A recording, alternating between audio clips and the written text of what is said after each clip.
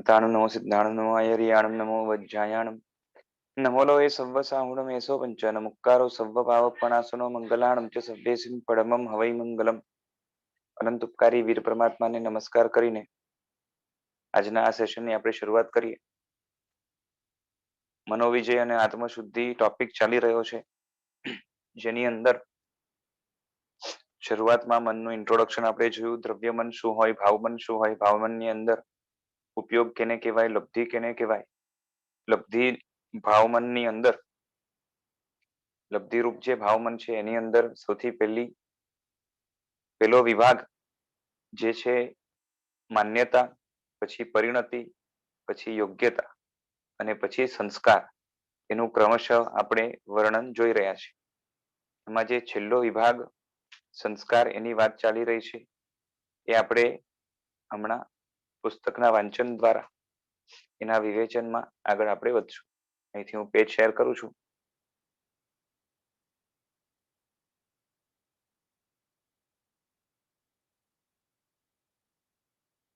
One 103 page છે.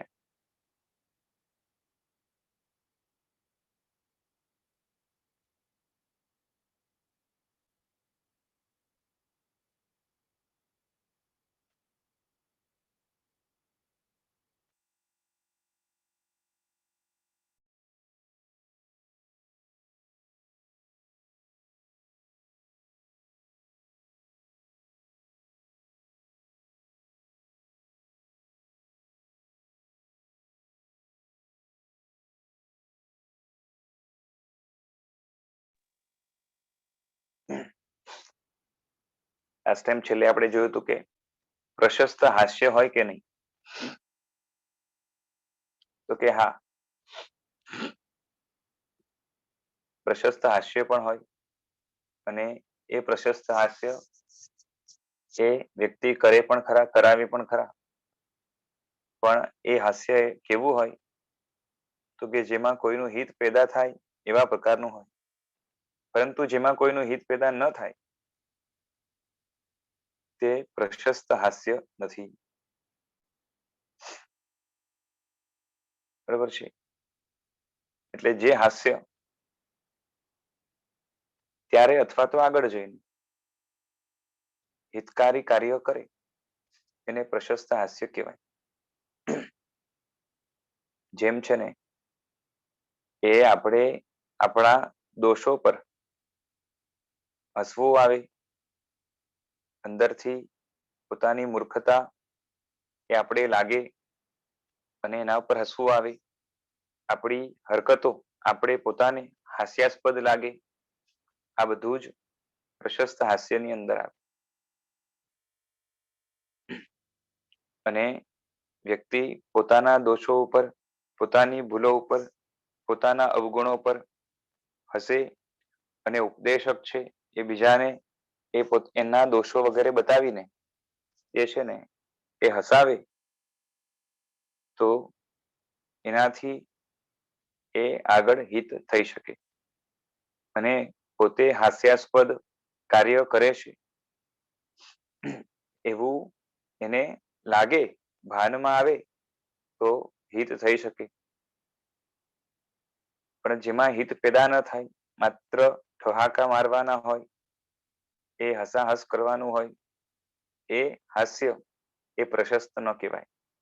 પ્રશસ્ત હોય કે અપ્રશસ્ત, પણ હાસ્ય એ આત્માનો સ્વભાવ નથી.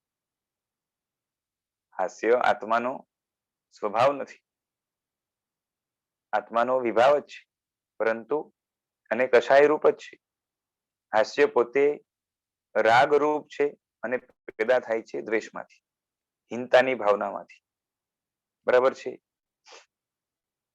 તો એ હાસ્ય એ આત્માનો સ્વભાવ નથી. દોષયુક્ત જે હાસ્ય છે તે પ્રશસ્ત હાસ્ય જ નથી. જે હાસ્યમાં જે છે ને દોષો પોષાય અને પોતાનો અહંકાર, પોતાની બીજા જીવો પ્રત્યે જે છે ને શું કહેવાય કે ઊણી કે હીન વૃત્તિ એ વધે, આવું બધું જેના દ્વારા થાય, ટૂંકમાં આત્માના દોષો જેનાથી વધે એવું જે પણ હાસ્ય છે એ પ્રશસ્ત નથી.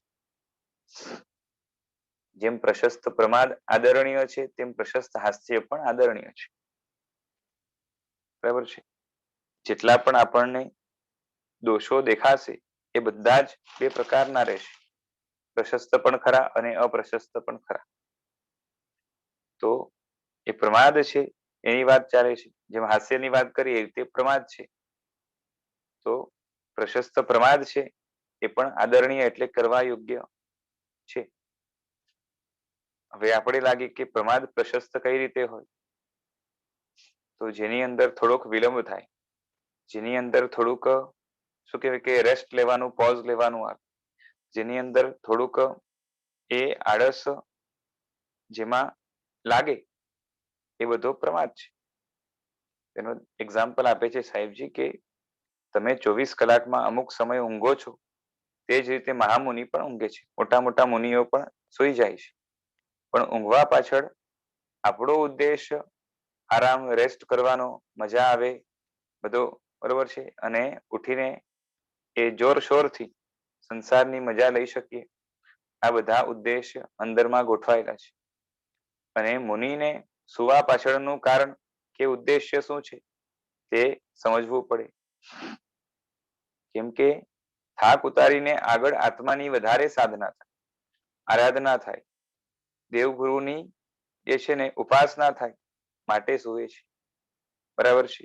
આજ્ઞાનું પાલન થાય માટે વધારે જે છે ને શરીર, મન વગેરે ઢીલું પડી ગયું હોય, થોડુંક નબળું હોય, હવે આગળ સાધના પૂર વેગથી ન ચાલતી હોય માટે એ સૂતા હોય. માટે આમ જોવા જઈએ તો સૂતા પણ અંદરથી જાગતા છે, કેમ કે આત્મા જાગેલું છે. અને આગળ વધારે આરાધના ફાસ્ટ થાય, સારી રીતે થાય, એ એમનો ઉદ્દેશ્ય છે. બરોબર છે. સૂવું એ પ્રમાદ છે, પણ એ પ્રશસ્ત પ્રમાદ છે. માટે તેમની સૂતી વખતે પણ પુણ્યાનુબંધી પુણ્ય બંધાય, કારણ કે ભાવ શુભ છે, ક્રિયા ભલે અશુભ હોય પણ ભાવ શુભ છે. અને એ પાપ કે પુણ્ય એ ક્રિયાના આધારે નહીં પરંતુ ભાવના આધારે બને. અને ઉપરથી અંદર એ સમ્યક્ત્વની વિશુદ્ધિ હોય, કાં તો સમ્યક આલોચન પૂર્વક એ બરાબર વિવેક સાથે જે છે ને એ ઊંઘતા હોય અને એને કન્સેપ્ટ ક્લેરિટી બરાબર હોય તો પુણ્યનો અનુબંધ પણ પડે, એટલે પુણ્યાનુબંધી પુણ્ય બાંધે છે. જ્યારે તમને જાગતા પણ સાહેબજી કહે છે કે તમે એ સૂતા પણ પુણ્યાનુબંધી પુણ્ય બાંધે છે મહામુનિ, અને તમે જાગો તો પણ પાપાનુબંધી પાપ મોટે ભાગે બાંધતા હોય. કારણ કે જગતના જીવો એમને અનુબંધ પાપનો પડે છે. અનુબંધ શું છે હમણાં વિસ્તાર નહીં કરું, કારણ કે આપણે ઓલરેડી બંધ અને અનુબંધના લેક્ચરમાં એનો ખુલાસો આપણે કરી દીધો છે. અને એમાં પણ આપણા કશાયો લગભગ અપ્રશસ્ત હોય એટલે પાપ બંધાય, એટલે પાપાનુબંધી પાપ બંધાતું, બરાબર છે. કારણ કે બંધ પરિણામ પર આધાર રાખે છે, નહીં કે ક્રિયા પર. બરાબર છે.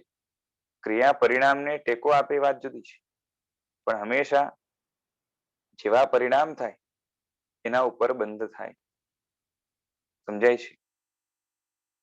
આપણે શું લાગે કે સારી ક્રિયા હોય તો પુણ્ય જ બંધાય, પણ એ આપણો ભ્રમ છે. દાખલા તરીકે ભગવાનની પૂજા કરીએ તો પુણ્ય જ બંધાય એવો નિયમ નથી. ભગવાનની સામે હાથ જોડીએ પુણ્ય જ બંધાય એવો નિયમ નથી. નમન કરીએ, નમસ્કાર કરીએ, ચૈત્યવંદન આદિ જે પણ કરીએ પુણ્ય બંધાય એવો નિયમ નથી. એ ક્રિયા દ્વારા તમારે પુણ્ય બાંધવું હોય તો શુભ ભાવમાં ટેકો આપે એ ક્રિયા, બાકી જે ભાવ છે એના આધારે જ બંધ થાય છે. એટલે એ બંધ પરિણામના આધારે છે, ક્રિયાના આધારે નથી.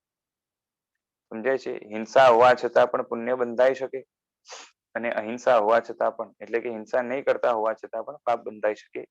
ડિપેન્ડ્સ ઓન પરિણામ, તમારા અંદરના ભાવો કેવા છે. બરાબર છે? શું કહું છું સમજાય છે?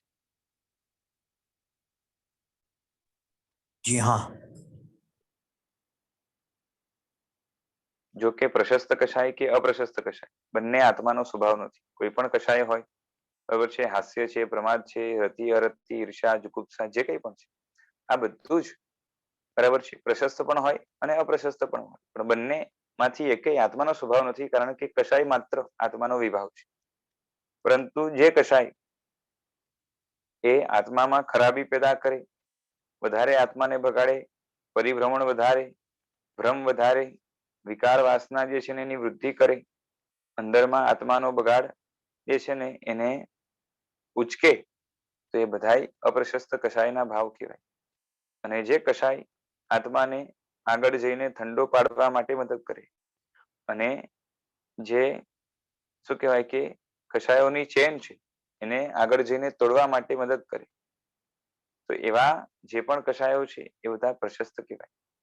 પરંતુ અત્યારે આ સ્ટેજમાં મોક્ષ માર્ગમાં આગળ વધવા માટે બંને કશાયો એટલે કે પ્રશસ્ત કે અપ્રશસ્ત બંને આમ તો સ્વભાવ નથી, છતાં પણ પ્રશસ્ત કશાય એ પુણ્યાનુબંધી પુણ્ય બાંધવા માટે એની જરૂર આપણે પડવાની છે. કારણ કે મોક્ષ માર્ગની સામગ્રી અને એની સફળતા, સામગ્રી મળે પુણ્યથી અને સફળતા એની અનુબંધથી, એટલે પુણ્યના અનુબંધથી પવિત્રતાના ભાવથી પડે છે.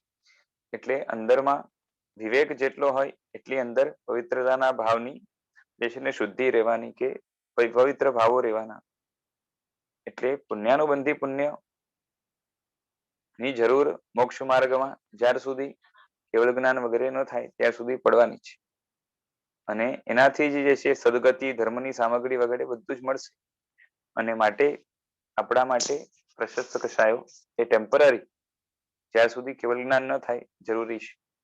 માટે આપણી ભૂમિકામાં પ્રશસ્ત કશાય એ કરવા પડશે. જ્યારે આગળનું સ્ટેજ આવશે તો એને છોડવાની વાત આવશે. પરંતુ અત્યારે તો આવકારણીય છે, વેલકમ કરવા યોગ્ય છે, મેળવવા યોગ્ય છે. સમજાય છે?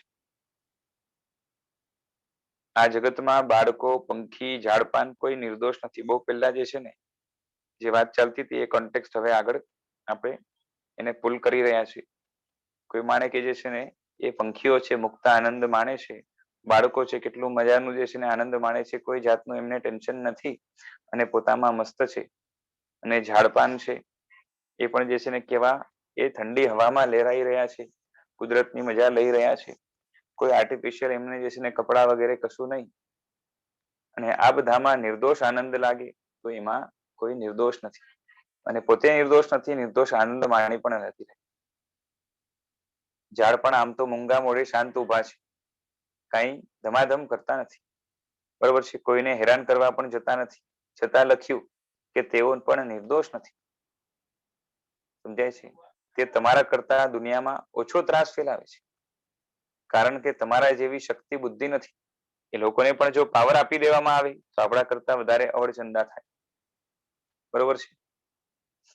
લખ્યું છે, જો શું લખ્યું છે કે તમારા જેવી શક્તિ, બુદ્ધિ, પાવર એમને મળ્યો નથી, પણ જો તેમને શક્તિ મળે તો કદાચ તમારા કરતા તે સવાયા થાય. બરાબર છે? આખી સૃષ્ટિ નિર્દોષ નથી, આખું જગત વિકારોથી ઘેરાયેલું છે. નિર્દોષ જે છે એ માત્ર કોણ છે? તો કે નિર્દોષ એટલે સંપૂર્ણ દોષ રહિત, એ તો માત્ર સિદ્ધ પરમાત્મા છે. બરાબર છે? પછી દોષો પ્રશસ્ત હોય એવું જે છે ને એ સંસારી આત્માઓ માટે બની શકે. જીવ જ્યારે જન્મે છે ત્યારે અનંતા જન્મોના સંસ્કારની મૂડી લઈને જ જન્મે છે. આપણે જ્યારે પણ આપણો જન્મ થાય સાથે સાથે અનંતા જન્મના સંસ્કારો જે છે એ આપણી અંદર રેકોર્ડિંગ થયેલા હોય છે, ટેપ થયેલા હોય છે. સંસ્કારો અકબંધ રાખીને જન્મે છે. માટે મનના આ વિભાગનું પણ સંશોધન કર્યા વગર એની ચંગુલમાંથી બહાર નીકળાય. જીવને માન્યતાઓ પણ ઊંધી છે, પરિણતિઓ પણ જે છે ને ઊંધી છે, યોગ્યતાઓ ઊંધી પડી છે, અને સાથે સાથે સંસ્કારો પણ ઊંધા પડ્યા છે. આ સંસ્કારનું પણ જે છે ને અંદરમાંથી સંશોધન કરવું પડશે. તમે વિચારોની શુદ્ધિ કરી લીધી, વિચાર એટલે દ્રવ્ય મનથી જે ચાલે છે, પણ જો માન્યતા, પરિણતિ, યોગ્યતા, સંસ્કારની શુદ્ધિ ન કરી તો આમૂલ પરિવર્તન ન પામી શકે. માન્યતાની શુદ્ધિ થવાની શરૂઆત થાય ત્યારથી આમૂલ પરિવર્તન થવાનું શરૂઆત થાય. અને જેની માન્યતા શુદ્ધ થાય એની પરિણતિ, યોગ્યતા અને સંસ્કાર ચોક્કસપણે શુદ્ધ થાય ને થાય. એટલે શરૂઆત જે છે ને માન્યતા ઉપર પ્રહાર કરવાથી કરવાની છે. જેમ એક માણસ સામાયિક કરે છે તે વખતે બે ઘડી એકદમ સાવધાન છે, તે વખતે કોઈ જ ખરાબ ભાવ કરતો નથી, એકદમ તન્મય થઈને આરાધના કરે છે. એટલે વિચારની શુદ્ધિ ઘણી છે, એલર્ટનેસ પણ ઘણી છે, પણ માન્યતા, પરિણતિ, સંસ્કાર, યોગ્યતાની શુદ્ધિ નથી. જ્યારે બીજા માણસે માન્યતા, પરિણતિ, યોગ્યતા, સંસ્કારની શુદ્ધિ વધારે કરી છે, બરોબર છે, તો બેમાં સામાયિક કોનું ઓછું? તો કે છે કે જેણે માન્યતા આદિની શુદ્ધિ કરી છે એનું સામાયિક ઓછું, બરોબર છે. કારણ કે પેલાએ ઉપરથી જ શુદ્ધિ કરી છે, ઉપર છેલ્લી શુદ્ધિ કરી છે, જ્યારે બીજાએ મૂળમાંથી શુદ્ધિ કરી છે. પેલાના સામાયિકને ખરાબ નથી કહેતા, કારણ કે તેને પણ એક પણ ખરાબ વિચાર નથી આવતો. તો તેની જાગૃતિ, એની જે સાવધાની છે, બરોબર છે, ત્યાં એની જાગૃતિ ખબર પડે છે. પણ એ એની સપાટીનું સંશોધન છે, સપાટી ઉપરની શુદ્ધિ છે, ટેમ્પરરી શુદ્ધિ છે, બહુ મામૂલી શુદ્ધિ છે. જ્યારે ખરી શુદ્ધિ મૂળમાંથી કરવાની છે. માટે લબ્ધિ મનમાં શુદ્ધિકરણનો પુરુષાર્થ કરવા જેવો છે. લબ્ધિ મનમાં શુદ્ધિ થશે અને જેમ જેમ અંદરથી મેલ ઉચકાતું જશે એમ એમ જે છે ને, આમ તો કેવું છે ખબર છે, માન્યતા મૂળમાંથી થોડીક પણ બહુ અલ્પ શુદ્ધ થાય, એની અવશ્ય ક્યારે ને ક્યારેક, એ પણ નજીકના સમયમાં, એક પૂતગલ પરાવર્તનની અંદર પૂરેપૂરી શુદ્ધ થાય ને થાય. અને જેની માન્યતા પૂરેપૂરી શુદ્ધ થાય, એની પરિણતિ, યોગ્યતા અને સંસ્કાર પણ આગળ જઈને શુદ્ધ થાય ને થાય. એટલે વિચાર કરો કે માન્યતા ઉપર વર્ક કરવું કેટલું જરૂરી છે. જેનું આ સંશોધન નથી થયું, માત્ર વિચારોની શુદ્ધિ કરે છે, ઉપયોગની અંદર કદાચ રાગ દ્વેષને ન લાવે તો પણ આગળ જઈને એના ઉપયોગમાં ફરીથી રાગ દ્વેષ આવી જશે, એના વિચારો પણ અશુદ્ધ થઈ જશે અને સંસારની અંદર ભટકતો જ રહેશે. એનો સંસાર બિલકુલ અલ્પ નહીં થાય, કારણ કે આ વસ્તુ અભવ્ય પણ કરે છે. આપણે પણ અનંતવાર કરીને આવ્યા છે અચરમાવર્ત કાળની અંદર. સમજાય છે? એટલે જે મુખ્ય શુદ્ધિ કરવાની છે એ માન્યતા ઉપર પ્રહાર કરીને કરવાની છે. માટે લબ્ધિ મનમાં શુદ્ધિકરણનો પુરુષાર્થ કરવા જેવો છે. તમે મનથી ક્યાંય ભાગી શકો તેમ નથી, બરાબર છે.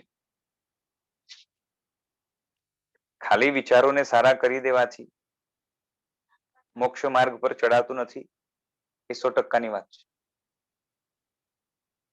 એનાથી થોડુંક પુણ્ય બંધાશે, સારા ભાવો કરી લેશો તો પુણ્ય પાવરફુલ પણ બંધાશે, પણ એનાથી મૂળમાંથી શુદ્ધિ થતી નથી. અને જો મૂળમાંથી શુદ્ધિ ન થાય તો મોક્ષ માર્ગની શરૂઆત ન થાય. મોક્ષ માર્ગની શરૂઆત કરવા માટે મૂળમાંથી કંઈક તો ઓછું કરવું જ પડે. અંદરમાં જે જામેલું છે અનાદિકાળનું, બરોબર છે, શું જામેલું છે? મોહ. એને આંચકો પહોંચે, અંશથી પણ શુદ્ધ થાય.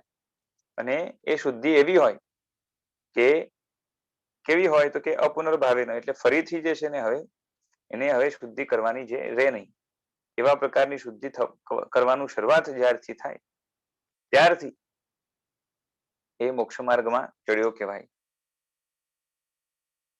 બરાબર છે? તમે મનથી ક્યાંય ભાગી શકો તેમ નથી.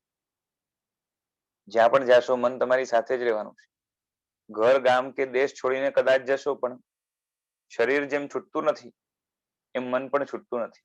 અને શરીર કદાચ બદલાય, દ્રવ્ય મન કદાચ બદલાય, ભાવ મન તો સાથે ને સાથે લઈને જ જઈએ છીએ.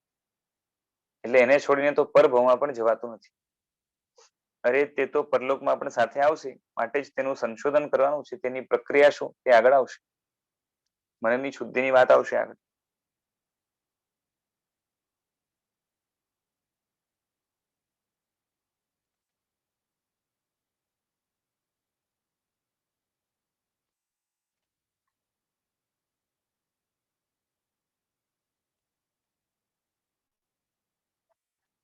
આ ચેપ્ટર નો છેલ્લો પેજ છે વ્યાખ્યાનનો.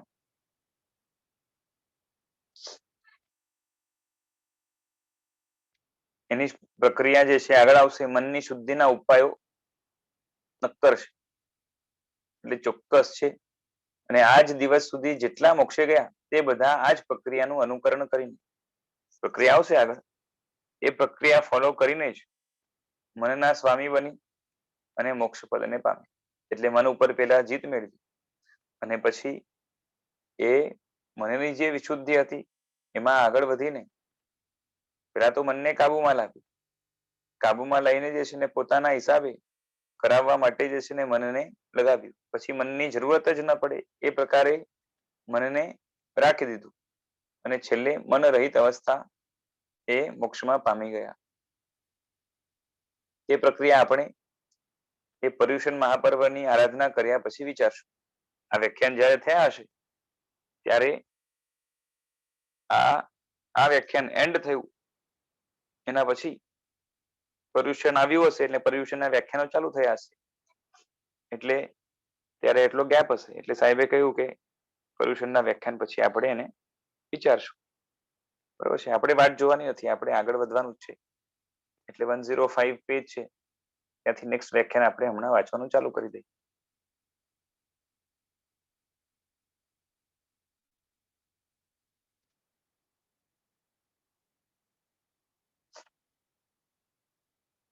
સારું છે, બધા ચૂપચાપ સાંભળે છે. આટલી શાંતિથી હું સાંભળું તો મને તો ઊંઘ આવી જાય.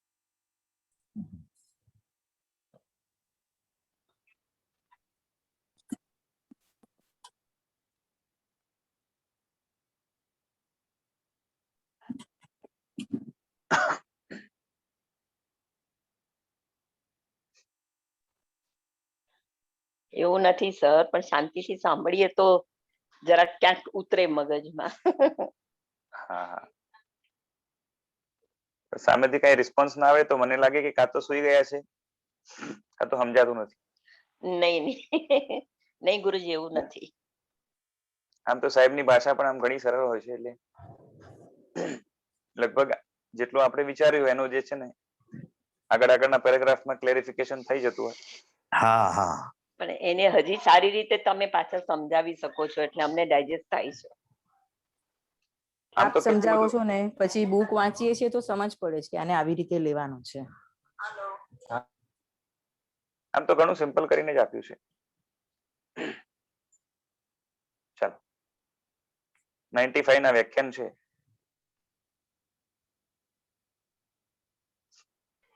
Okay,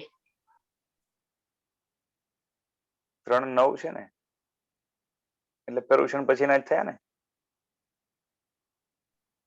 yes. 7મા મહિના અને પછી 8મો મહિનો, બસ બરોબર. નવેમ્બર. અનંત ઉપકારી અનંત જ્ઞાની તીર્થંકર પરમાત્માઓ જગતના જીવ માત્રને આત્માવલોકન કરાવવા ધર્મતીર્થની સ્થાપના કરે છે. એટલે ધર્મતીર્થ શા માટે સ્થાપે છે કે જગતના જીવો પોતાના આત્માને જોઈ બસ એકવાર આત્મા તરફ દ્રષ્ટિ જાય બરોબર છે ખરા અર્થમાં, એના પછીનું કાર્ય જે છે ને એ આત્મા એ આપમેળે કરશે જિજ્ઞાસા વગેરે પ્રગટ કરીને. જ્ઞાનીઓની દ્રષ્ટિએ સૌથી પહેલા જીવે પોતાના દોષોનું અવલોકન કરવાનું છે. સૌથી પહેલા શું કરવાનું છે કે પોતાના દોષોનું અવલોકન કરવાનું છે. તમામ દોષોનો ભંડાર મનમાં પડ્યો છે. દોષનો સંગ્રહ ક્યાં થાય છે, સ્ટોર ક્યાં થાય છે તો કે મનમાં, ભાવ મનમાં. તે તાદાત્મ્ય ભાવે છે. બરોબર છે. બે પ્રકારના જે છે ને સંયોગ હોય, તાદાત્મ્ય અને જે છે ને શું કહેવાય કે ઉપર છેલ્લો જે સંયોગ હોય. દાખલા તરીકે બે વસ્તુ ભેગા થાય કે સ્ટિક થાય, બરોબર છે, કાં તો એક જ જગ્યાએ રહે છતાં પણ બંનેનું એક્ઝિસ્ટન્સ જે છે ને અલગ અલગ હોય, એને સંયોગ સંબંધ કહેવાય. સંયોગ સંબંધમાં શું છે કે બે વસ્તુ ખાલી ભેગી થાય પણ છતાં પણ ભેગી હોવા છતાં પણ બંને અલગ અલગ છે. અને જ્યારે દોષો જે છે ને મનમાં પડે છે તો મનની સાથે બરોબર છે એ એકમેક થઈ જાય છે, એને તાદાત્મ્ય કહેવાય. એ સ્વરૂપે બની જાય છે. મનમાં જે મલિનતા ભરેલી છે તેને ઓળખવી પડે અને તેના સંશોધન માટેના જે ઉપાય છે એ પણ જાણવા પડે. આત્માવલોકન તમને તમારી ખામી વિશેનું દર્શન કરાવે છે. આત્માવલોકન કરશું તો હું કોણ મારા ગુણો કયા, મારા દોષો કયા, કયા ગુણની સામે કયો દોષ છે એ ખ્યાલ આવવો જોઈએ. દોષ શું નુકસાન કરે છે, ગુણથી શું ફાયદો છે, ગુણ કઈ રીતે સુખકારી છે અને સ્વભાવમાં સહાયક છે, અને દોષ કઈ રીતે નુકસાનકારક છે અને વિભાવમાં સહાયક છે, એ ખ્યાલ આપવો જોઈએ. અને જે છે ને શું છે કે તમારી ખામી એનું એ વિશેનું દર્શન કરાવે એ રીતે જે છે ને આત્માવલોકન થવું જોઈએ. એટલે આત્માવલોકન કરીએ તો આપણી ખામી ખ્યાલ આવે કે આપણામાં આટલું આટલું ખૂટે છે. આવો પુરુષાર્થ, આવી દિશા કે દશા આપણી નથી, એની પાછળ એનું કારણ શું છે એ આપણને આત્માવલોકન કરીએ તો ખ્યાલ આવે. અને તેના આધારે તમારે કેવા બનવું છે, શું કરવું છે તે તમારે જાતે જ નક્કી કરવાનું છે. બરાબર છે. જેને અશુદ્ધિ બતાવીએ, અશુદ્ધિ ફાવતી હોય, ગમતી હોય, તો એને અશુદ્ધિ દૂર કરવાની જરૂર નથી. ને સંસારમાં ભટકવું એને ફાવે એમ છે, ગમે એમ છે, તો જે છે ને જબરદસ્તી જે છે ને એને મોક્ષમાં કોઈએ પહોંચાડવું પણ નથી અને પહોંચાડી શકાતું પણ નથી. બરાબર છે ને. તીર્થંકરો પણ શું કરી શકે, આંગળી ચીંદરું કરી શકે. બરાબર છે. દિગ્દર્શન કરાવી શકે, આંગળી ચીંદરું કરી શકે. અને જો શરણે હોય તો એને ગાઈડ કરશે. પરંતુ સામેવાળાને રૂચે નહીં તો અહીંયા માર્ગ એવો છે કે જબરદસ્તી કંઈ નથી કરાવી શકાતું. બરાબર છે. ધર્મનું મૂળભૂત લક્ષ્ય આત્માનું પરિવર્તન છે. આત્મા પોતે અંદરથી બદલવા તૈયાર થાય, મોહના ભાવોને છોડવા તૈયાર થાય, મોહની સામે થવા તૈયાર થાય, એવા પ્રકારનું એ થવું જોઈએ. એટલે એવું થવું જોઈએ. અને એ ધર્મનું એ લક્ષ્ય છે. આપણે જેવા છીએ તેનાથી કંઈક જુદા બનવું હોય તો ધર્મ સાધના ઉપયોગી છે. પેલી વાત તો આપણે જેવા છીએ એમાં કંઈક કમી છે, કંઈક ખામી છે એવું આપણે લાગવું જોઈએ. બરોબર છે. પોતાને સર્વગુણ સંપન્ન જે માનતા હોય અને ફૂલાઈને ફરતા હોય મનની અંદર, એ અહંકારને ધારણ કરતા હોય, પોતાને ગ્રેટ સમજતા હોય અને પોતાની ખામીઓ બીજાને તો ન બતાવે પરંતુ પોતાને પણ ખ્યાલ ના આવે એ રીતે આત્મવંચનામાં હોય, એને કોઈ સુધારી ન શકે. એટલે પેલા તો નક્કી થવું જોઈએ કે હું દોષથી ભરેલો છું, દોષનો દરિયો છું, દોષની ખાણ છું. બરાબર છે. અને દોષો પણ ખાલી થોડા થોડા નબળા નહીં પરંતુ ઘણા મજબૂત અને સારી રીતે અંદરમાં સ્વભાવ સાથે વણાયેલા, જે જગતને છેતરે છે, પોતાને છેતરે છે, એ રીતે અંદર પડ્યા છે. આ નક્કી થવું જોઈએ. સમજાય છે? હું કેટલો નીચ છું, હીન છું, એવા ભાવ. બરાબર છે. બીજાની સામે કદાચ દર્શાવી શકીએ કે ના શકીએ, પરંતુ પોતાની અને દેવગુરુની સામે દર્શાવીએ એટલી પાત્રતા તો લાવવી પડશે. સમજાય છે? પોતાને શું માનીએ આપણે?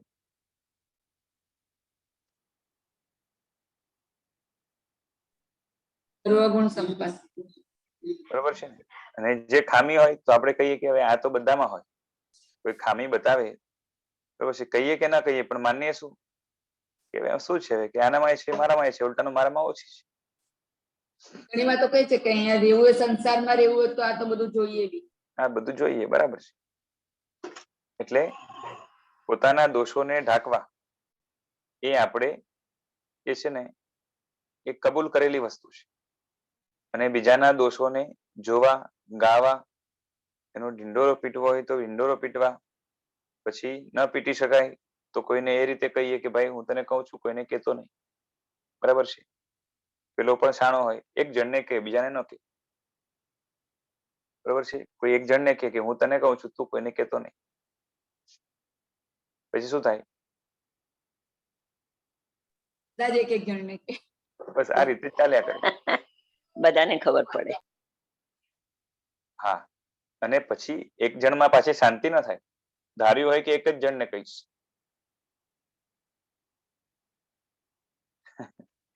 તો આ રીતે પરના દોષને ગાવાની જોવાની જે વૃત્તિ છે અને પોતાના દોષોને છાવરવાની કે ઢાંકવાની જે વૃત્તિ છે એ આપણી હીનતા સૂચવે છે. સમજાય છે? કારણ કે એનાથી મળવાનું કઈ નથી, ઉલટાનું આપણું નુકસાન છે.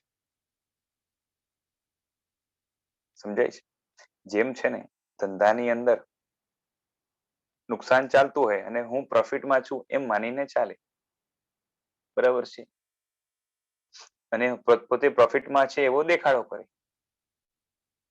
પ્રોફિટમાં છે એવો દેખાડો કરે અને પોતે પ્રોફિટમાં છે એમ માને, બરાબર છે, એ ક્યારે આગળ આવી શકે? પ્રોફિટમાંથી ઓવરકમ પોતાને કરી શકે? નહીં કરી શકે. નુકસાનીમાં છે, પોતે માને પણ એ જ છે કે હું ફાયદામાં છું, બરાબર છે.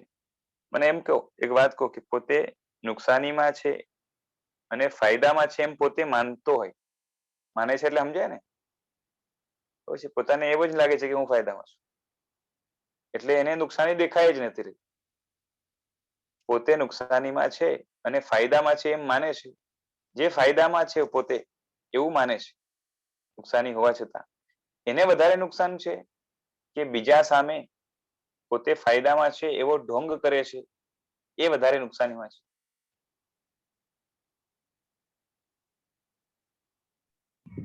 જે ઢોંગ કરે છે. ફરીથી ઢોંગ વિચાર. કરે છે ઈ પોતે એકવાર કબૂલ કરી લે કે હું નુકસાનીમાં છું, પણ બીજા સામે હું ફાયદામાં છું એવો ઢોંગ કરે. પોતે તો જાણે જ છે ને અંદરથી.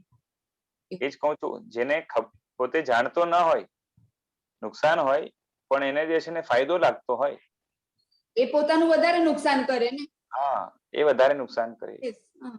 એટલે કે નુકસાન જેને ફાયદો દેખાઈ રહ્યો છે, બરોબર છે, પછી બીજા સામે ઢોંગ કરે કે ન કરે, પણ નુકસાની જ જેને ફાયદો દેખાઈ રહી છે એને પોતાને વધારે જ નુકસાન છે, મિસગાઈડ કરી રહ્યો છે. પોતાને જ મિસગાઈડ કરી રહ્યો છે, આત્મવંચનામાં છે, એને વધારે નુકસાન છે,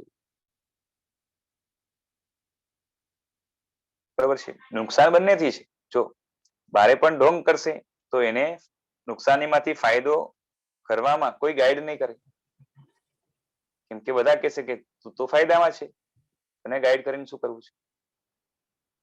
ઉલટાનું તારા કરતા અમે ઓછું કમાઈએ છીએ, બરોબર છે. એટલે અમારે તો તારી પાસે પાઠ લેવો જોઈએ. એટલે આમ અહીંયા પણ ધર્મના ક્ષેત્રમાં, આત્મવિકાસના ક્ષેત્રમાં આપણું નુકસાન હોય, આપણા દોષો છલકાતા હોય, ગુણોના ઠેકાણા ન હોય, દુગણો હોય તો બહુ ઝાંખા હોય અને એ પણ તેજસ્વી ન હોય, અને સાથે સાથે એમાં ખાસ કઈ કસ ન હોય, અને એની પરંપરા ચાલે એવો એમાં પાવર ન હોય, એવા નબળા ગુણો અને દોષો ઘણા સબળા હોય, અનંતકાળથી જમા કરેલા અને દ્રઢ કરેલા હોય, અને એમાં એવી પરિસ્થિતિમાં હું સુખી છું, હું પાવરફુલ છું એવું જે માને છે એ પોતાના દોષોને જે છે ને શું કહેવાય કે આંખ આડે કાન કરે છે, જોવા તૈયાર નથી, એ વધારે નુકસાનમાં છે, અને એને કોઈ જે છે ને અપલિફ્ટ ન કરી શકે. સમજાય છે? પોતે પણ નહીં કરી શકે, બીજા પણ નહીં કરી શકે, અને બીજો બતાવે તો માનવા પણ તૈયાર ન થાય, એનું તો જે છે ને શું કહેવાય કઈ થઈ ન શકે. સ્વદોષ દર્શન કેટલું જરૂરી છે એ હું સમજાવવા પ્રયત્ન કરી રહ્યો છું.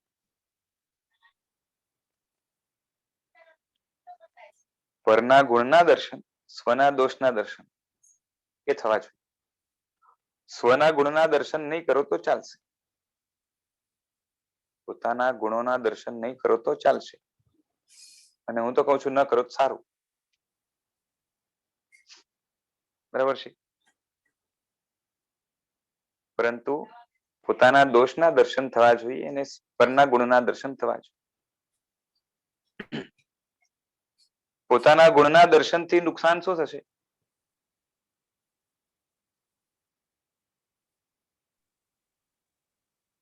માન આવી જાય. માન આવી જાય. માન આવી જાય. જો સમજદાર છીએ પણ આપણે પાછું કરશું એ જ, બરોબર ને?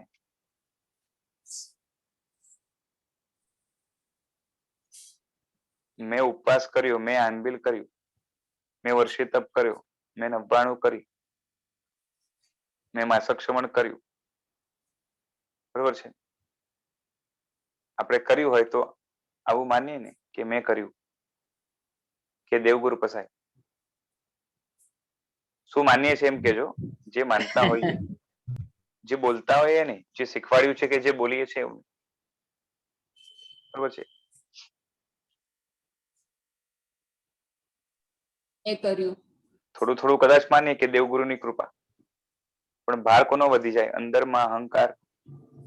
એ કર્યા. એટલે અંદરથી કબૂલાત એ જ છે કે મેં કર્યું, બરોબર છે?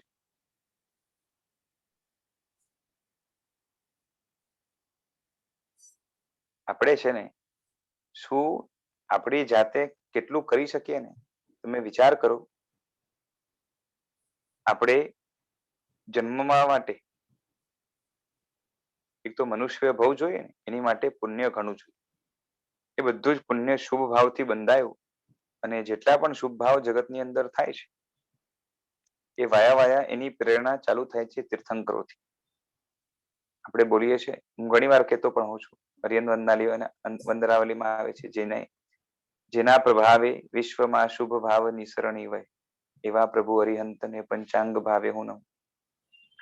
એટલે પુણ્યથી જે મળે છે બધામાં ઉપકાર અરિહંતોનો છે. આપણી શું તાકાત હતી? કેમ કે પ્રેરણાનો સ્ત્રોત જ જે છે ને શુભ ભાવનો એ છે. બીજા નંબરે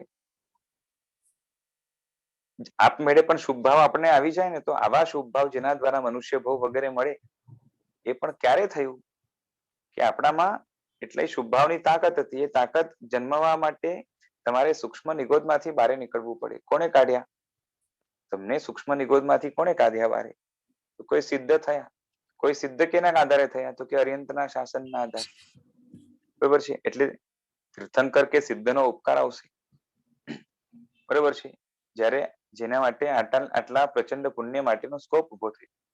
બીજા નંબરે આ ભાવની અંદર જ તમે વિચાર કરો, પ્રભાવને કદાચ ન માનીને તો પણ આ ભાવની અંદર જન્મ આપનાર માતા એ આખો જે છે ને આપણો ડેવલપ ફોર્મ 9 મહિનામાં જે છે ને કરી આપ્યું. એમાં એમણે સહાય કરી, કેટલી કાળજી લીધી, ખાવા પીવામાં, ઉઠવા બેસવામાં, બરાબર છે? ત્યારે જેને આપણે સારા ફોર્મમાં આપણે જન્મ્યા. પછી આપણામાંથી કોઈ આંધળો પણ જન્મ્યો હોય, કોઈ બેરો કે લૂલો લંગડો કે ડિફેક્ટિવ પણ જન્મ્યો હોય ને, છતાં પણ છતાં પણ આપણામાં બાકી બધા જીવો કરતા ઘણી સુપીરિયર પાવર્સ છે, બરાબર છે? પોતાને સેલ્ફ ડેવલપમેન્ટ માટે, પોતામાં ચેન્જ લાવવા માટે, અને એ બધો માતાનો ઉપકાર, સાથે સાથે પિતાનો ઉપકાર, કેટલા બધા સ્વજનોનો ઉપકાર. એ તો ઠીક છે, એ આપણે આ ભાવની અંદર કેટલી જગ્યાએ કેટલાની સહાય લીધી છે, બરોબર છે? શાકભાજી વાળાની સહાય લીધી છે, એ દૂધ વાળાની સહાય લીધી છે, વાયા જે છે ને ગાય ભેંસ બકરી બધાની સહાય લીધી છે. પછી સરકારી બસની સહાય લીધી છે, સરકારના પૈસાની સહાય લીધી છે, સરકારની સહાય લીધી છે, ફ્રેન્ડ્સની સહાય લીધી છે, સ્કૂલના ટીચરની સહાય લીધી છે. નાનપણથી આજ સુધી મોટા થયા એમાં કેટલા જીવોનું તો કચ્ચરઘાણ થઈ ગયું. ખાવા પીવામાં જે છે ને, અરવા ફરવામાં બધી જ જગ્યાએ કેટલા જીવો આપણે આપણા સુખ માટે બધા કુરબાન થયા છે. આટલા બધાનો ઉપકાર, બરોબર છે? ગણતરી કરીએ તો અનંતમાં જ જાય સંખ્યા, બરોબર છે? આટલા બધાનો સહાય ભોગ લઈને આપણે હોઈએ અને આપણે પોતે અભિમાન કરીએ કે મેં કર્યું, બરોબર છે? શું હતી તારી તાકાત કરવાની? એટલે, બરોબર છે? આ બધા પછી એ તીર્થંકરના શાસનથી પ્રેરણા મળે કે ઉપવાસ કરવો જોઈએ, ઉપવાસ દ્વારા આ લાભ થાય. આ બધું એટલે એ બધી પાછી એડિશનલ સહાય વર્તમાન કાળમાં મળી હોય એ વાત પાછી અલગ. એટલે અનંત જીવોની સહાય, અને એમાં તારો જે છે ને થોડો પુરુષાર્થ, બીજા બધાનો પુરુષાર્થ એ નકામો એમ. એટલે આપણે પર્સન્ટેજ કાઢીએ ને તો 0 પોઈન્ટ પોતાનો રોલ આપણે કદાચ કહીએ તો 0.000 જે છે ને અનંતા 0 લાગે, પછી એકડો લાગે.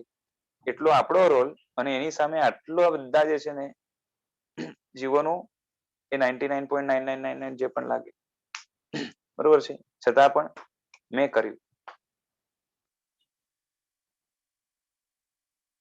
આપણી એકલાની કરવાની શું તાકાત હતી? અને નેગ્લિજિબલ આપણો રોલ હોય અને એમાં આપણે છે ને અહંકારથી ફરીએ, આ વ્યાજબી ગણાય ખરું? અહંકાર કરવાનું કારણ જ નથી આપણી પાસે.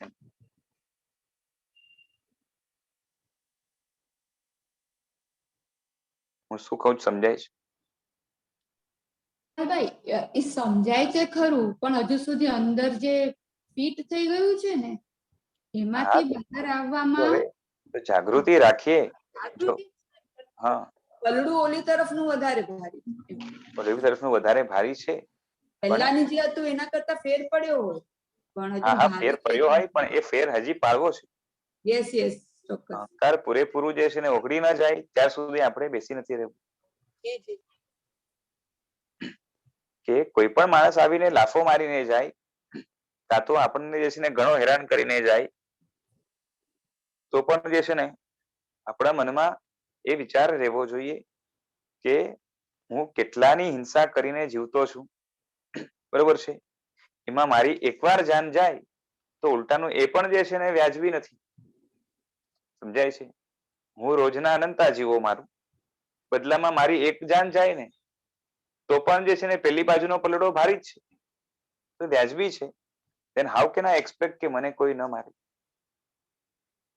મને કોઈ હેરાન ન કરે? અહંકાર આપમેળે ઓગળી જશે. સમજાય છે? કામો જ મેં આપણો કોઈ વાંક ન હોય, બરોબર છે, અને કોઈ આપણું નુકસાન કરી જાય એવું દુનિયામાં ક્યારેય નથી. ભૌતિક પણ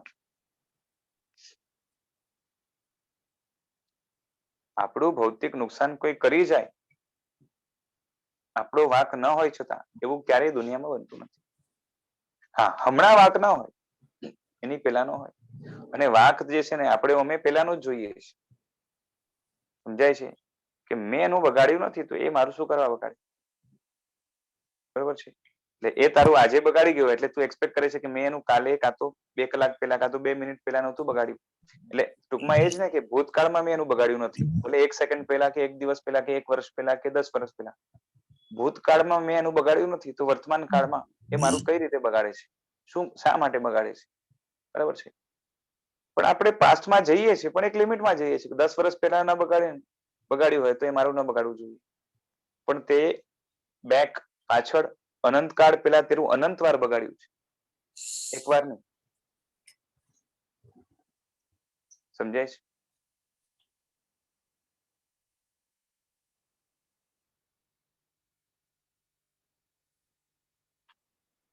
એટલે આ રીતે વ્યવસ્થિત વિચારે. અને આ કોઈ જે છે ને શું કહેવાય કે ઠેકા મારવાની વસ્તુ નથી, કે ખાલી પોતાના મન મનાવવાની વસ્તુ નથી, પોતાને શાંત રાખવા માટે ખાલી મન મનાવી લેવું એ વસ્તુ નથી, હકીકત છે.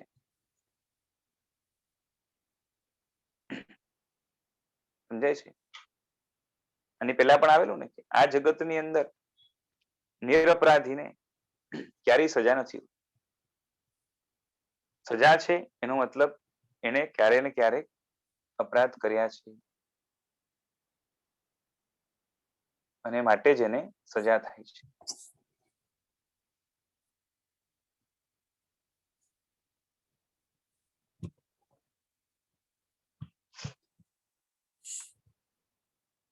ચલો, વાત શું ચાલતી હતી? પોતાના ગુણો ઉપર દ્રષ્ટિ કરવાથી આપણા હાથમાં જોખમ એ છે કે આપણને માન થઈ જાય. બીજાના ગુણોને જોવાથી શું ફાયદો થાય? પ્રેરણા મળે. ગુણોની પ્રેરણા મળે, બરાબર છે.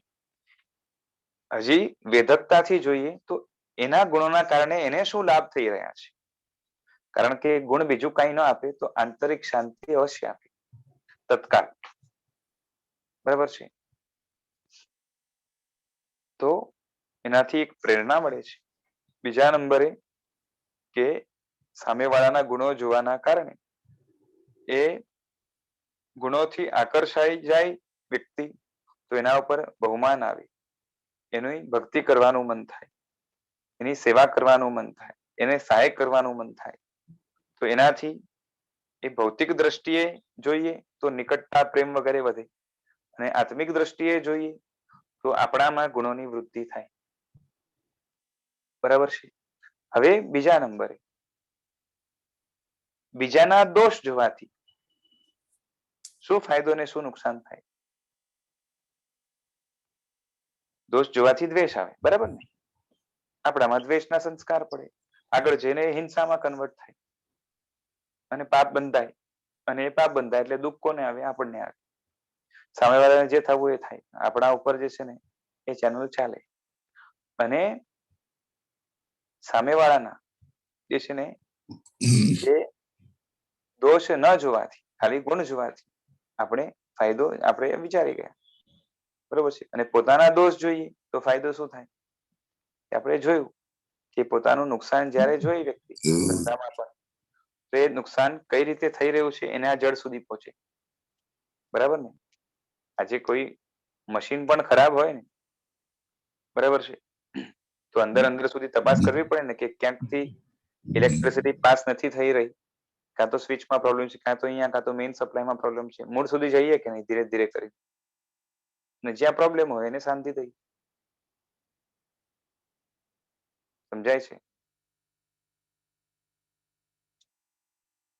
આપણા જીવનમાં દુઃખ આવી રહ્યું છે એનો મતલબ જે છે ને પેલા દોષ હતો, એ દોષ હમણાં છે કે નહીં એની તપાસ કરવાની, અને જો હોય તો એને ખતમ કરવા માટે પ્રયત્ન કરવાનો, એનો ઈલાજ કરવાનો. અને દોષની પાછળ કારણ શું છે એ તપાસ કરવાની, અને એ કારણોને ખલાસ કરવાની. બરાબર છે. આટલી પ્રેક્ટિસ કરશું આપણે. સ્વદોષ દર્શન, પરગુણ દર્શન, બરાબર છે. પરદોષ દર્શન અભાવ, સ્વગુણ દર્શન અભાવ.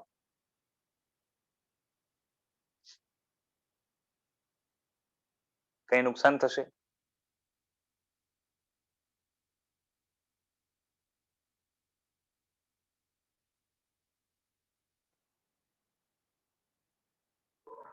ના, ઉલટો ફાયદો જ છે. આટલું કરશું. ચલો આગળ વધીએ. હવે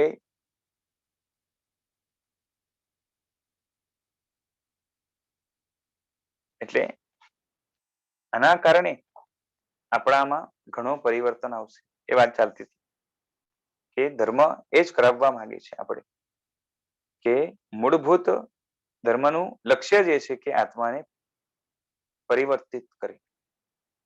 આપણે જેવા છે તેનાથી કંઈક જુદા બનવું હોય તો જ ધર્મ સાધના ઉપયોગી બને, નહીં તો ધર્મ સાધનાનું કઈ કામ નથી. પેલા તો ખ્યાલ આવવો જોઈએ ને કે હું ખરાબ છું, મારામાં આટલી ખામી છે, કાં તો મારામાં આટલી હીનતા છે, આટલું શું કહેવાય કે ડિમોલિશન છે, ડિગ્રેડેશન છે અને ડિવેલ્યુએશન છે. હવે એ ડિવેલ્યુએશન જ્યારે ઇવેલ્યુએટ થાય અને ખ્યાલ આવે કે મારામાં આટલું લોસ છે કે આટલી નુકસાની છે આટલા દોષના કારણે, તો એના ઉપર વર્ક કરવાનું ચાલુ થાય અને એમાંથી પરિવર્તન લાવવા માટેનું જે છે ને બળ અંદરમાંથી પ્રગટ કરવા માટે પુરુષાર્થ કરવો પડે. બરોબર છે. તમારો સ્વભાવ શું, દુનિયાની બધી વસ્તુમાં પરિવર્તન લાવવાની તમારી ઈચ્છા છે. જેમ ઘરમાં આમ કરવાની જરૂર છે, રસ્તામાં આ બરાબર નથી, વ્યક્તિમાં આ ખામી છે, દીકરામાં આ ખામી છે, ફલાણામાં આ અપલક્ષણ છે વગેરે, આખી દુનિયા જે છે ને એને એ સુધરી જાય એ તમે ઈચ્છો છો, બરાબર છે. અને એના માટેની જે છે ને ઘણી વિચારણા પણ કરી. સમજાય છે? તમારા જીવનમાં તમે સેંકડો વાર બીજાને ફેરફાર કરવા અભિપ્રાય આપ્યા હશે કે તમારે આમ કરવું જોઈએ, આમ કરશો તો આ થશે ને આમ કરશો તો આ થશે ને. પાછી એડવાઇસ કોઈના માગ્યા વગર આપી હશે ઘણી વાર તો, બરોબર. સામેવાળો એડવાઇસ ન માગે તો પણ આપણે આપીને આવી, બરોબર છે. આપણે પોતાના એક્સપિરિયન્સ છે કે આપણે કંઈક થયું હોય, સમજો નાનકડું પેટમાં કંઈક ગડબડ થઈ હોય અને 4 જણા મળવા આવે ને આપણે કહીએ કે કોઈ બરોબર છે, બાકી બરોબર છે, જરાક પેટમાં ગડબડ છે, બરોબર છે. 10 જણા મળવા આવે એમાંથી કેટલા જણા એડવાઇસ દઈને જાય અલગ અલગ?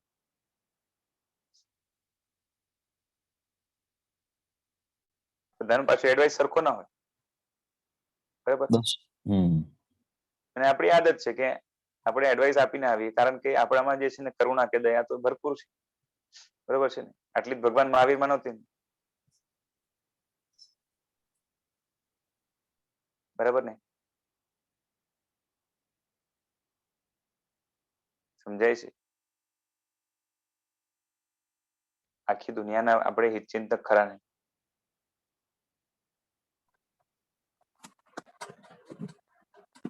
હે? હા, પોતાને છોડીને.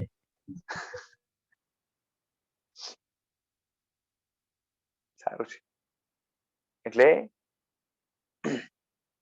આપણી આદત છે, પણ ખામી ક્યાં આવે છે? ખાટલામાં જ ખોટ છે. ઘરમાં અને બહાર બધી વસ્તુમાં તમને ખામી દેખાય છે. દુનિયા ખામી આખીમાં પરિવર્તન લાવવાની તમને ઈચ્છા છે. આમ ભલે કાંઈ સમજતો ન હોય છતાં કહે છે કે દેશમાં નેતાઓને સુધરવાની જરૂર છે, બરોબર છે. મોદી આમ નહીં આમ કરવું જોતું, આપણી એડવાઇસ મોદી લે ને.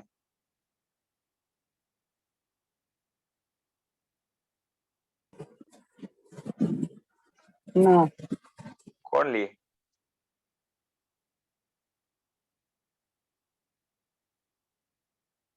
કોઈ નહીં લે. ઘરના તો લે ને, કમથી કમ બધા. ઘરના પણ ના ઘરના લે. લોકો એ નથી માનતા.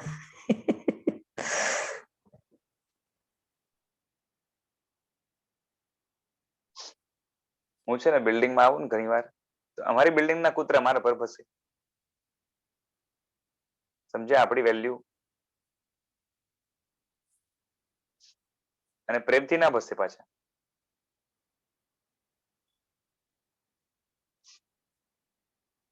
છતાં પણ આપણી અપેક્ષા કેવી? ચક્રવર્તી જેવી. બધા મને સલામ કરવા જોઈએ.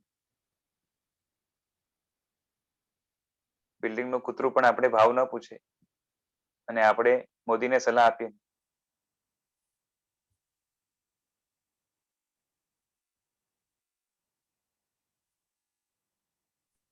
આપણને બધી ખબર પડે છે કે આ ખોટું છે, પણ તોય સુધરાતું નથી એમ કહીએ ને તો એ ચાલે. તો કેમ કે અભ્યાસ તો ઘણા ટાઈમથી ચાલુ છે, એવું નથી કે નહીં. જો હા, એટલે એમ બરોબર છે. હું તો એમ સમજતો હતો કે તમે એમ કહો છો કે દેશમાં કંઈક ખોટું થઈ રહ્યું હોય તો આપણે ખબર છે કે ખોટું થઈ રહ્યું છે, માટે આપણે સલાહ આપીએ છીએ. ના ના, એ માટે નહીં. હું મારા પોતાના માટે કહું છું કે હવે સમજો બરોબર મને કે ખબર આવી છે કે સલાહ આપવી હું ખરાબ છે, સલાહ આપું ખોટી છું, નહીં માને મારું, હા પણ તો એ ખબર નહીં, એમ કે ને ડોન્ટ ડાય, એવો વર્ડ વાપરાય, હા હા, એ છે. એવું અને થઈએ છીએ તો એ આદત છે, આ સંસ્કાર છે. આદત એવી છે ને, અને આના કારણે ઘણા, જો કેવું છે, જો આપણે ઘણા બધા પાપો જે છે ને તમે ન છોડી શકો અને કરવા જ પડે ને પાપ લાગે પણ ખરા, બરોબર છે. પણ એવા પાપો પણ જે છે ને એકવાર આપણે કહીએ કે ક્ષમ્ય છે એટલે એને આપણે કહીએ કે માફ કરી દેવાય, પણ ઘણા પાપો એવા છે કઈ લેવા નકર દેવા, એટલે કઈ લેવા દેવા ન હોય, એનાથી આપણી લાઈફમાં કઈ ફરક ન પડતો હોય ને બીજાને પણ કઈ ફરક ન પડતો હોય, પણ વગર મફતના આપણે બાંધીએ છીએ. અનર્થદંડ. અનર્થદંડ, યસ. અનર્થદંડ. કોઈ અર્થ જ નથી અને આપણે એનાથી દંડાઈએ છીએ, પાપ બાંધ્યા કરીએ. તો ઈ કોઈ શું આપણાથી કરવું? છૂટતું નથી. હા, હા હા, અરે મેન તો એ છે કે આપણે થોડાક વિચારક એ બનીએ કે આપણે જે બોલીએ છીએ કે જે વિચારીએ છીએ, ચલો વિચારની વાત થોડીક આગળ મૂકશું આપણે, પણ કમથી કમ જે હું કરું છું શરીરથી અને જે બોલું છું એના ઉપર પેલા આપણે કાબુ મૂકીએ કે હું કંઈ પણ કરું કાં તો બોલું એની પહેલા મારે વિચારવાનું કે આનું રિઝલ્ટ શું, આનાથી કઈ ફાયદો થવાનો છે કે નહીં મને કે દુનિયાને, બરોબર છે. આટલું ખાલી વિચારતા થઈ જઈએ, 1 મિનિટ માટે થોભી જવાનું આપણે કે આનાથી ફાયદો શું, બરાબર છે. અને જો થવાનું હોય તો કરવાનું. આનાથી આપણું જે છે ને હું કહું એ 90% સુધરી જશે. અને એનાથી વિચારો પર પણ ફરક પડશે. મન ઘણું કાબુમાં આવશે. કેમ કે સ્ટાર્ટ તો અહીંથી જ થાય છે ને. ના સાચી વાત અહીંયા અને અહીંયા આવે એ ચાલુ અહીંથી થાય છે.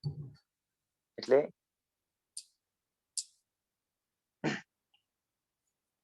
કોણ કેટલું કરશે ખબર નથી, મારે બોલી જવાનું છે અને હું પણ એવો જ છું. આમે સુધારવાનું મારે પણ છે, પણ એટલું જ છે કે જો નહીં સુધારીએ તો નુકસાન આપણે છે. દેશમાં નેતાઓને સુધરવાની જરૂર છે, ભ્રષ્ટાચારી ઓફિસરોને સજા કરવી જોઈએ, કાયદા કાનૂનમાં પણ આ રીતના ફેરફાર લાવવાની જરૂર છે. આમ તમે દુનિયા આખી પર કંટ્રોલ કરવા માંગો છો, બરાબર છે. ઘણી વાર તો શું હોય ખબર છે કે આપણી સલાહ છે ને એ સલાહ નો કોઈ અર્થ પણ નથી હોતો, બરોબર છે. હવે મોદી સમજો કોઈ દેશમાં ગયો, બરોબર છે, ગયો ના કહેવાય, એમ તો આપણા રાજા કહેવાય, બરોબર છે. મોદીજી કોઈ દેશમાં ગયા અને જે છે ને એ ત્યાં જઈને ખાલી જે છે ને એક મીટિંગ કરીને હાથ મલાવીને પાછા આવી ગયા. ઘણાના પેટમાં બળે કે જે છે ને એ દેશનો પૈસો બગાડે છે, બરોબર છે. એ વર્લ્ડ ટૂર પર નીકળ્યા છે અને એ છે ને ખાલી પોતાની ખ્યાતિ કે એ પ્રખ્યાતિ વધારે છે, બરોબર છે. હવે આમ જોવા જઈએ ને તો જે મોટા વ્યક્તિઓ હોય છે પછી એમના જે સલાહકારો હોય છે એ બધા એટલા બધા જે છે ને એટલી બધી કસોટીઓમાંથી પાસ થઈને ઉપર આવ્યા હોય છે અને એ લોકોની બુદ્ધિ પ્રતિભા એટલી બધી હોય કે એક એક એમની હરકતની પાછળ એમના કેટલા મોટા હેતુઓ સમાયેલા હોય છે, કારણો સમાયેલા હોય છે, આપણે ખબર પણ ન પડે, બરોબર છે. છતાં પણ આપણે લાગે કે જે છે ને આ મફતનું જે છે ને આમ કરે છે ને તેમ કરે છે. જો ભૂલ પણ થાય, ન થાય એવું નહીં, કોઈથી પણ. હું કોઈ જે છે ને પાર્ટીને કે નેતાને સપોર્ટ નથી કરતો, પણ ખાલી કહું છું કે જ્યાં આપણે કઈ લેવા દેવા જ નથી ને જે છે ને એટલો લાંબો કે ઊંડાણથી વિચાર કરવાની આપણી તાકાત નથી કે આ અભિપ્રાય આપવાનો કાં તો ટૂંકા વિચાર કરીને જે છે ને માત્ર બોલી દેવાનું કોઈ અર્થ નથી રહેતો. સમજાય છે?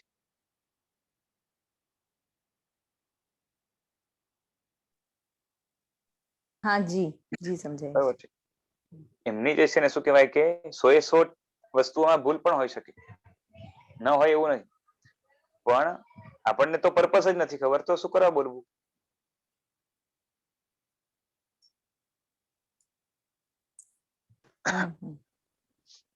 ગપ્પા કેવી રીતે મારશું પછી? હા બસ ને, એ જ ને. એટલે આપણી પાસે એટલો બધો સમય છે ને, બરોબર છે. આ દુનિયામાં છે ને ખરેખર નવરા રહેવાનો અધિકાર માત્ર સિદ્ધ ભગવંતને છે અને આપણે બધું સાધીને બેઠા છીએ એટલે આપણી પાસે ટાઈમ છે, બરોબર ને?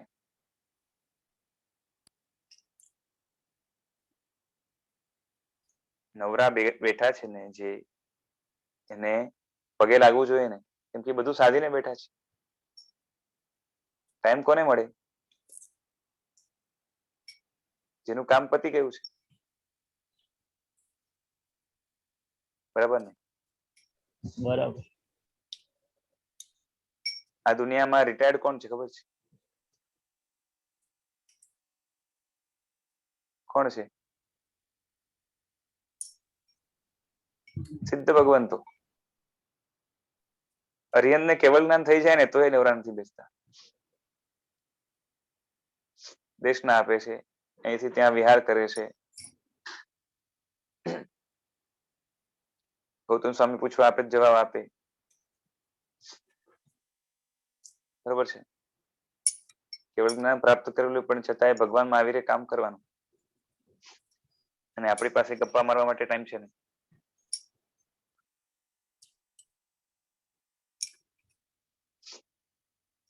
હા,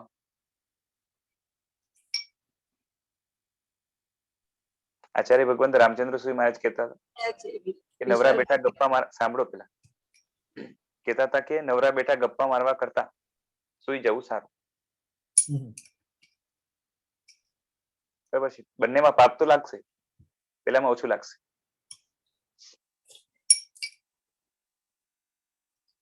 હા બોલો, શું કહતા? હા એટલે જ કહું છું ને, એટલે જ આપણું પરિભ્રમણ ચાલુ છે. હા, અને મજા આવે છે. આપણે વર્લ્ડ ટૂર પર નીકળ્યા છે અને અનંતવાર ફરીએ છીએ છતાં પણ જે છે ને ધરાતા નથી. વર્લ્ડ ટૂર પણ ન કહેવાય, યુનિવર્સલ ટૂર પર નીકળ્યા છે.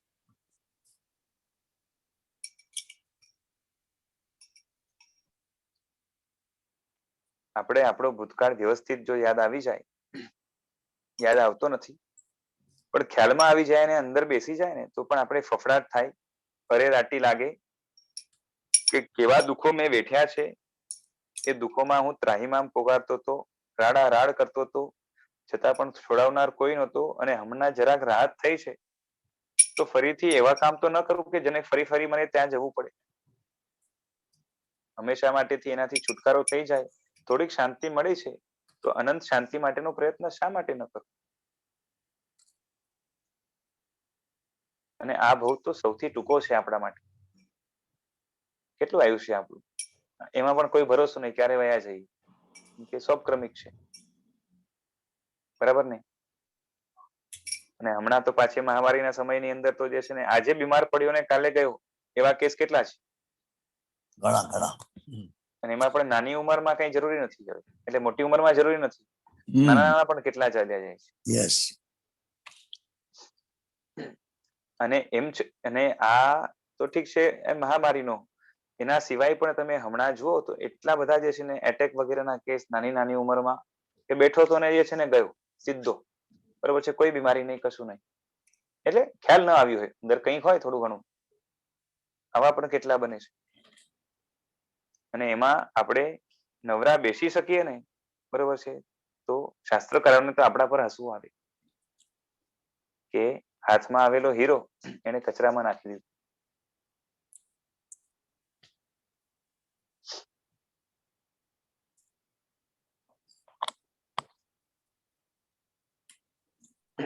નવરા બેસીને ધ્યાન કરો તો અલગ વસ્તુ છે, નવરા બેઠા એ પછી નવરાશ ન કહેવાય, એટલે એમાં આપણું કામ થઈ રહ્યું છે. પણ એ ગપા ટાંકી જે છે ને એ ગોષ્ઠી કરવા માટે આ સમય નથી.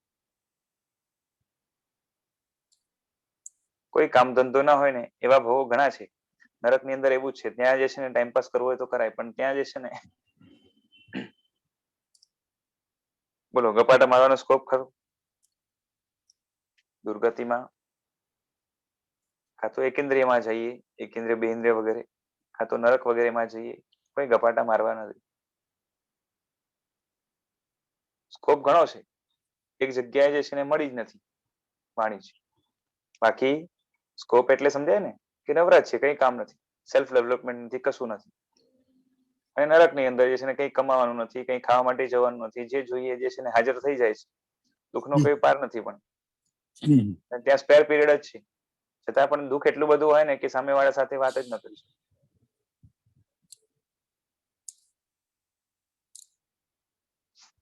સાધવા જેવું બધું અહીંયા સાધી લેવા જેવું છે. ટૂંક સમયની અંદર ઘણું બધું પ્રાપ્ત કરી શકીએ એવા માટેની આપણા માટે સ્કોપ કે તક ઊભી છે. અને સમય બહુ ઓછો છે, અને એ ઓછા સમયની અંદર આપણામાં એવું પરિવર્તન લાવવાનું છે જે પરિવર્તન ફરીથી પરિવર્તિત થઈને પાછું ન વળે. અને માટે પુરુષાર્થ પ્રચંડ જોશે, અને માટે સમય બિલકુલ વેડફવા જેવો નથી. એક એક સમયને જે છે ને એ સાધી લેવા જેવું છે. ચાલો આગળ ચાલીએ કે આપણા હાથમાં છે તે કરવું નથી, અને જે હાથમાં નથી 24 કલાક એમાં આપણે માથું મારવું છે. અનંતકાળથી આ દોષ ખામી પ્રકૃતિમાં વળાયેલી છે, અને આ ટેવ આપણી અનંતકાળની છે. તમે કીધું ને કે જે છે ને આદત જતી નથી. જ્યાં કબજો નથી ત્યાં કબજો જમાવવો છે. દુનિયા કઈ તમારા કંટ્રોલમાં નથી, છતાં તમે એ ફેરફારો કરવાની જે છે ને તમને ઘણી હોશ છે તેમાં. જ્યારે જ્યાં ફેરફાર કરી શકો તેમ છો, બરોબર છે, ફૂલ પ્રૂફ ફેરફાર થઈ શકે છે અંદર, પણ એ આપણે કરવું નથી. એમાં લાવવાની કોઈ તમન્ના પણ નથી. તમારે ફેરફાર કરવો હોય તો જાતમાં કરી શકો કે આખી દુનિયાને બદલી શકો. સમજાય છે? પ્રચંડ પુણ્યના સ્વામી, પ્રચંડ શક્તિના સ્વામી, તીર્થંકરો પણ, બરોબર છે, આખી દુનિયાને બદલી શક્યા. એ તો ઠીક છે, માણસોને બદલી શક્યા ખાલી નહીં. જે રાજગૃહી નગરીની અંદર સાક્ષાત તીર્થંકર ભગવંત વિરાજમાન હતા, 12-14 ચોમાસા છે પણ ત્યાં થયા એમના નજીકમાં જ, બરાબર છે. એ જ નગરીની અંદર કેટલા પાપીઓ હતા.